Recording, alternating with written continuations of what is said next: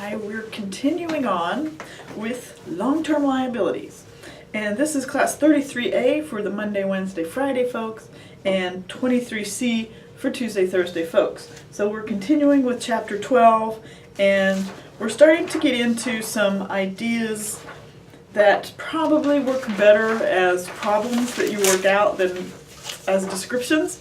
But I will, try to discuss some of these important topics, and hopefully when you work on the homework problems and the in-class problems, it'll seem clear. But I think the time value of money and some of these ideas probably work better as a problem. But we'll just talk about them anyway.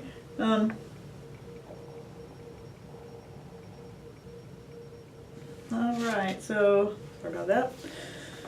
So we're continuing on talking about bonds. So we've talked about how bonds are issued as forms of debt for the company.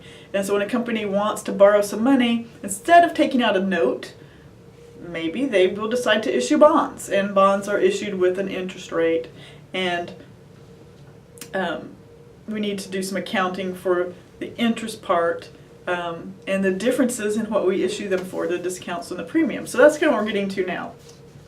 How are we going to journalize these bonds and take into account the differences in rates and premiums and discounts and things like that. So the basic journal entry to record the issuance of bonds payable debits cash and credits bonds payable, right? Because getting cash in, that's the whole point, we need the cash, and bonds payable becomes a liability. So of course increasing a liability is a credit. As noted previously, a company may issue bonds a long-term liability at face value, at a discount, or at a premium. So let's talk about the different ways to put those on the books. We'll go first, face value. Smart Touch Learning has 100,000 of 9% bonds payable that mature in 5 years. The company issues the bond at face value on January 1, 2016. Smart Touch Learning, the borrower, makes this one-time journal entry to record the receipt of cash and issuance of bonds payable. So face value means, right, the face of the bond is the same as the cash you get. So this is pretty simple. Cash in, 100,000, bonds payable, liability, credit, 100,000. So that is great. Not bad at all. Then what happens every year is we pay interest on our bonds, right? A lot of bonds pay semi-annually, some pay quarterly, so you have to read the bond, see how often they pay. On Smart Touch Learning's bonds, they pay every 6 months, June 30 and December 31st. Interest payments occur June 30 and December 31, so remember, they're 9%. So Smart Touch Learning's interest journal entry includes a debit to interest expense and for $4,500 and a credit to cash for $4,500. Each semi-annual interest payment follows this pattern. So every time they pay interest, it looks like this, right? Because it's based on the face value and it's based on the stated rate. So 100,000 times 9% times 1/2 equals 4,500. So pretty easy. Face value, put it on the books. Face rate, pay your bond interest. It's an expense, right? So how do we account for the retirement of bonds? So obviously, at some point they come due and you got to pay them off, right? They're a liability, so you got to pay for them. Retirement of bonds payable involves paying the face value of the bonds. Bonds can be retired at the maturity date or before. When a bond is matured, the carrying value always equals the face value. So we're just trying to get at this idea that you issue them, you get the cash in. You put the liability on as a long-term liability, bonds payable. Then you're going to pay interest every 6 months or every 3 months, however you set it up. I guess once a year. However you set it up, pay your interest expense and out cash. And that's every 6 months for however long you have it, maybe 20 years. Then the bond matures. And now that whole thing comes due. So what do? Well, here's an example. In the case of Smart Touch Learning, the carrying amount on the face value are $100,000. The entry to retire the bonds includes a debit to bonds payable of $100,000 and a credit to cash of $100,000. Right? So here's how you retire bonds. Bonds payable, face amount, cash, the amount you have to pay out. Pretty simple. Alright. Now, companies sometimes retire their bonds prior to maturity, right? So sometimes, well, like right now, this happens a lot. Companies who have callable bonds are retiring them because interest rates are so low right now. So suppose many years ago, 10 years ago, you issued a bond at a high rate, and now you could reissue it at a very low rate. You might call your old bonds and replace them with lower bonds. So this does happen. Normally, companies wait until maturity to pay off or retire their bonds payable, but companies sometimes retire their bonds prior to maturity. The main reason for retiring bonds is to relieve the pressure of paying the interest payments. Some bonds are callable. Callable bonds are bonds that the issuer may call and pay off at a specific price whenever the issuer wants. The call price is usually 100 or a few percentage points above the face value, perhaps 101 or 102, to provide an incentive for the bondholder. Callable bonds give the issuer the flexibility to pay off the bond when doing so benefits the company. An alternative to calling the bonds is to purchase any available bonds in the open market at their current market price. Whether the bonds are called or purchased in the open market, the same accounts are used in the journal entry. So obviously bonds are something that trades on the market like stocks, so a company can buy their own bonds. Like, oh, well, we just don't want these on the market anymore, we'll just buy them back. Happens all the time.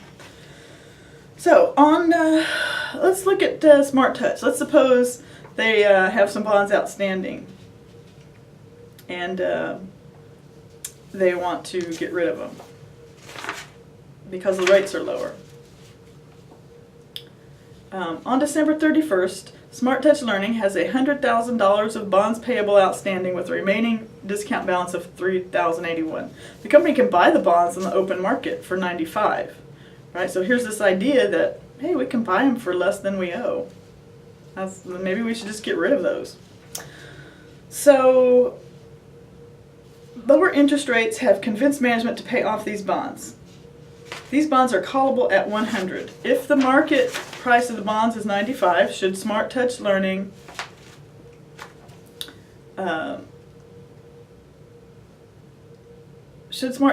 call the bonds at 100 or purchase them in the open market at 95, right? So they're callable, so they can always just ask for them back from whoever owns them and pay 100.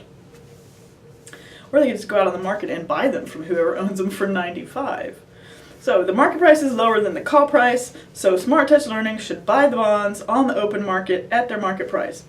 Retiring the bonds at 95 results in a gain of $1,919, the carrying value minus the market price. So let's look at a journal entry. So the journal entry to record the retirement includes a gain on the bonds. So the entry will require the bonds be removed from the books by recording a debit to bonds payable and a credit to remaining discount and a credit to cash of 95. Right, so 95 is what we've paid out, 100 is what they're on the books for, and a gain will need to be recorded with a credit of 1,919. Right, so we'll practice these in class. I think it'll make sense as we practice them.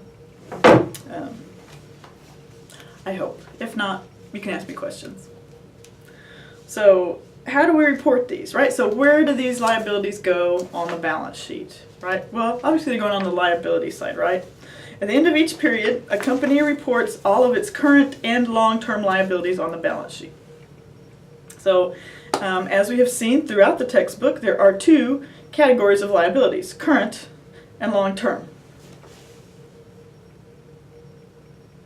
All right, so what are they going to look like? Exhibit 12-9, page 614, shows Smart Touch Learning's liabilities portion of its balance sheet, amounts assumed, that we have discussed up to this point. Right, so here's their balance sheet, and they've got some current liabilities and some long-term liabilities. So you'll notice that this chapter we're talking about the long-term, so we've got notes payable, mortgage payable, bonds payable, and total long-term liabilities.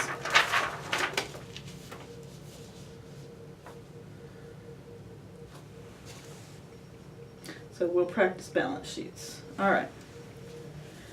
Debt to equity ratio. So here's a new ratio that we need to think about.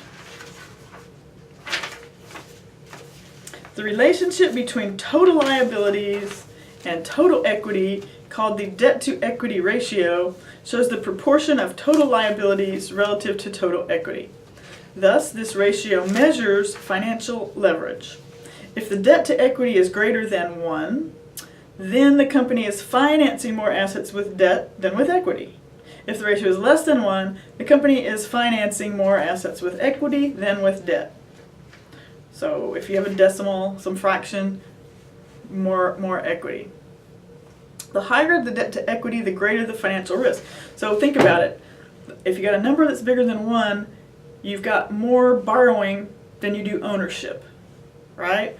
So that's risky, right? Because if you start to not be able to pay it back, the lenders can come take those assets if they're collateral, forced you into bankruptcy, whereas owners are the owners. They just have to take the loss. But if you've got high liabilities, the bankers, the lenders, the bondholders can create risk by wanting their money back and wanting those assets. So here's an idea of looking at this, right? So total liabilities and total equities. All right, so here's Green Mountain Coffee Roasters. So on 2013 and 2012, there's their liabilities and equities. So we can use these numbers to calculate the debt to equity ratio. So for September 28, 2013, it's 0.43, right? So that's well below 1, right? It's well below a half. So a lot more of their stuff is financed using equity. So the owners own more of the company than lenders have rights to the stuff, right? So that's good. That's less risky, right? When the owners own the stuff and not the lenders. That's less risky. 0.43. Notice the debt to equity ratio has improved from 2012 when Green Mountain had a debt to equity ratio of 0.6. Right? This has to do with the fact that Green Mountain experienced an increase in equity and a decrease in liabilities. Green Mountain's debt to equity ratio indicates fairly low risk.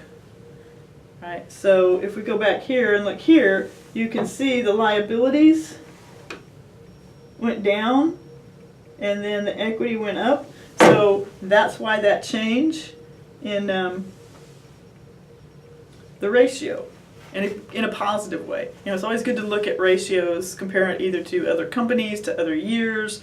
One ratio by itself isn't all that interesting, but comparing them across years, it gives you some real information. All right, so we're going to stop there. Now the next thing we're going to look at is some stuff from the appendix. So go look at the time value of money stuff, the present value stuff in the appendix, and the next video is going to be about that. All right, good luck.